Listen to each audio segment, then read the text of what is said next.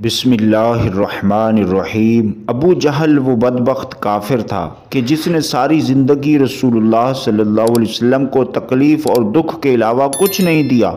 فرعون اور نمرود کی موت کی طرح ابو جہل بھی کتے کی موت مرا۔ حضرت عبد الرحمن بن عوف رضی اللہ تعالی عنہ سے مروی ہے کہ جب جنگ بدر کا میدان لگا ہوا تھا کہ معاذ اور معوذ رضی اللہ تعالی عنہم میرے پاس آئے۔ انہوں نے مجھ سے پوچھا کہ چچا جان ان لوگوں میں سے ابو جہل کون ہے؟ میں نے ہاتھ کا اشارہ کرتے ہوئے ان کو بتایا کہ وہ ابو جہل ہے۔ انہوں نے کہا کہ چچا جان اس ظالم نے ہمارے نبی صلی اللہ علیہ وسلم کو بہت ہی دکھ اور تکالیف پہنچائی ہیں، اس لیے ہم ابو جہل کو نہیں چھوڑیں گے۔ عبد الرحمن بن عوف رضی اللہ تعالی عنہ فرماتے ہیں کہ جو ہی میں نے ان بچوں کو ابو جہل کا بتایا تو وہ بچے بجلی کی رفتار کے ساتھ ابو جہل کی طرف بھاگے۔ انہوں نے ابو جہل پر ایک زوردار ضرب لگائی۔ ان کی پہلی ہی ضرب سے ابو جہل اونٹ سے نیچے گر گیا۔ پھر انہوں نے ابو جہل کے پاؤں پر تلوار کے وار سے ان کا پاؤں ٹانگ سے الگ کر دیا۔ حضرت معاذ رضی اللہ تعالی عنہ بیان کرتے ہیں کہ یہ سب کچھ ابو جہل کا بیٹا اکرمہ دیکھ رہا تھا۔ اکرمہ نے وار کر کے میرے بازو کو کاٹ دیا۔ میرا بازو کندھے سے لٹک رہا تھا، پھر میں لٹکتے ہوئے بازو کے ساتھ بھی بڑی تیزی کے ساتھ لڑ رہا تھا۔ جب بازو نے مجھے بہت ہی زیادہ تنگ کرنا شروع کیا تو میں نے بازو کو اپنے پاؤں کے نیچے رکھا اور زور لگا کر بازو کو اپنے تن سے جدا کر دیا۔ حضرت معاذ رضی اللہ عنہ سے مروی ہے کہ میں نے موقع پا کر ابو جہل پر پھر وار کیا، جس سے ابو جہل کے جسم سے خون کے فوارے جاری ہو گئے۔ ابو جہل کو موت کی گھاٹ اتار کر یہ دونوں بچے رسول اللہ صلی اللہ علیہ وسلم کے پاس جا کر عرض کرنے لگے، یا رسول اللہ صلی اللہ علیہ وسلم، ہم ظالم ابو جہل کو قتل کر آئے ہیں۔ طبری میں بیان کیا جاتا ہے کہ ابو جہل ابھی قتل نہیں ہوا تھا، وہ درد سے چلا رہا تھا، تڑپ تڑپ کر درد سے چلاتے ہوئے موت کا انتظار کر رہا تھا۔ جب جنگ بدر ختم ہوئی تو رسول اللہ صلی اللہ علیہ وسلم نے تمام صحابہ کرام کو حکم جاری کیا کہ ابو جہل کو تلاش کیا جائے۔ جب صحابہ کرام ابو جہل کی تلاش میں مگن ہو گئے، حضرت عبداللہ بن مسعود رضی اللہ عنہ بھی ان میں شامل تھے۔ حضرت محمد صلی اللہ علیہ وسلم نے تمام صحابہ کرام کو ابو جہل کی ایک نشانی بتائی تھی کہ ابو جہل کے گھٹنے پر نشان ہوگا۔ صحابہ کرام نے عرض کی، یا رسول اللہ صلی اللہ علیہ وسلم، ابو جہل کے گھٹنے پر وہ نشان کس طرح آیا؟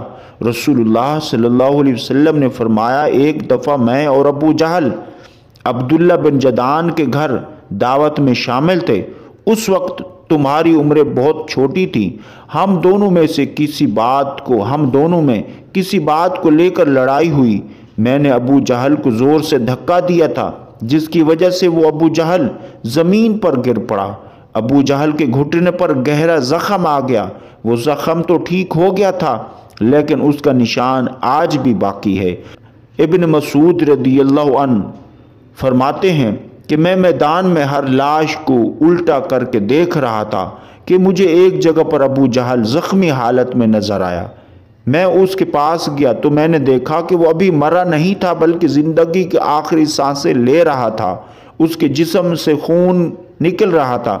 پھر میں نے رسول اللہ صلی اللہ علیہ وسلم کی بتائی ہوئی نشانی کو دیکھا تو مجھے یقین ہو گیا کہ یہی ابو جہل ہے۔ میں نے اس کی گردن پر اپنا پاؤں رکھ کر اس کو زور سے گھسیٹا تو درد کے مارے اس کی چیخیں نکل پڑیں۔ میں نے ابو جہل سے مخاطب ہو کر کہا، اے خدا کے دشمن، اللہ تبارک و تعالی نے تجھ کو ذلیل و خوار کر کے رکھ دیا۔ ابو جہل مجھ سے کہنے لگا، اس میں ذلت والی کیا بات ہے؟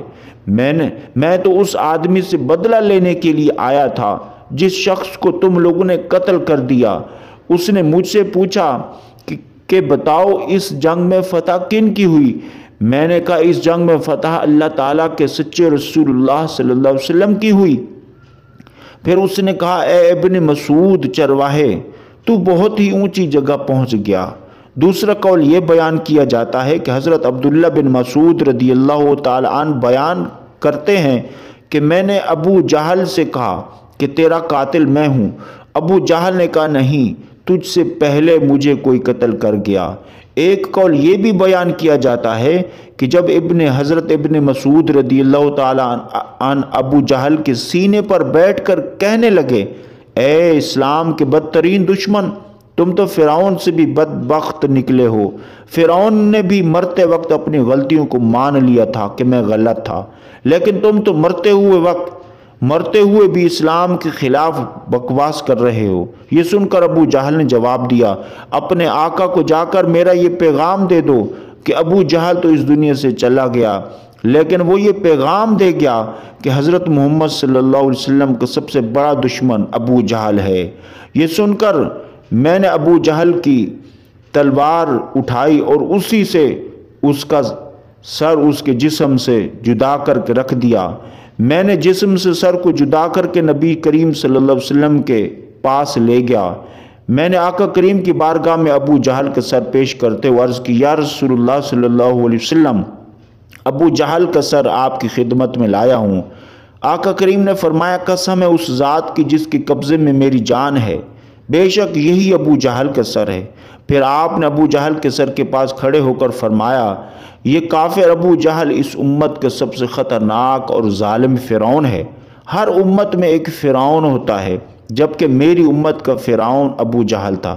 اللہ تعالیٰ کا لاکھ لاکھ شکر ہے کہ یہ بدبخت ہلاک ہو گیا۔ روایات میں ہے رسول اللہ صلی اللہ علیہ وسلم شکرانے کے نفل ادا کیے۔ رسول اللہ صلی اللہ علیہ وسلم کے فرمانے پر ابو جہل کی لاش اور سر اور قریش کے 24 سرداروں کو ایک کنویں میں پھینک دیا گیا۔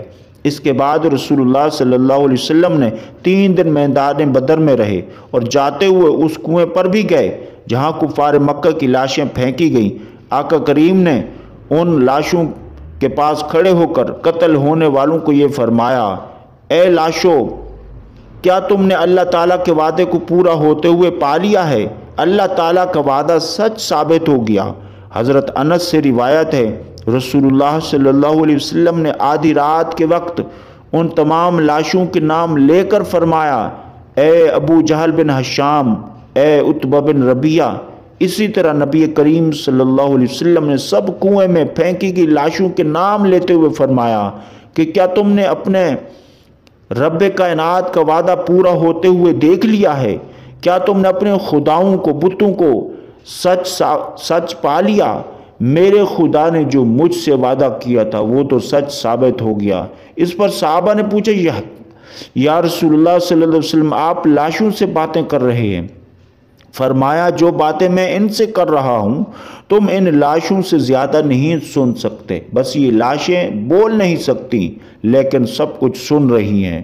اسی طرح بعض علماء کرام نے یہ بیان کیا کہ تم لوگوں نے مجھ سے دشمنی کی بلکہ دوسرے لوگوں نے مجھ سے دوستی کی۔ تم نے مجھ کو میرے ہی شہر سے نکال دیا، دوسرے لوگوں نے مجھ کو اپنے شہر میں پناہ دی۔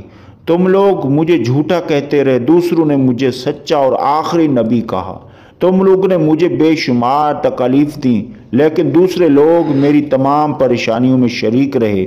اس کے بعد رسول اللہ صلی اللہ علیہ وسلم نے فرمایا، میں تو اپنے رب کائنات کے وعدے کو سچ پا چکا ہوں۔ سبحان اللہ۔